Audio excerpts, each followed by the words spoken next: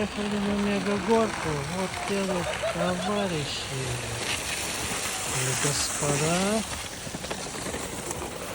Ну, как бы нормальная тема. Только смотрите, какая тут там очередь.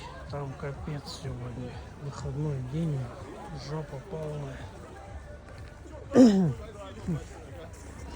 Можно на машинах вот заезжать. Шатры какие-то вон есть. Кафешка, где погреться. О, опять едут. Давай, давай.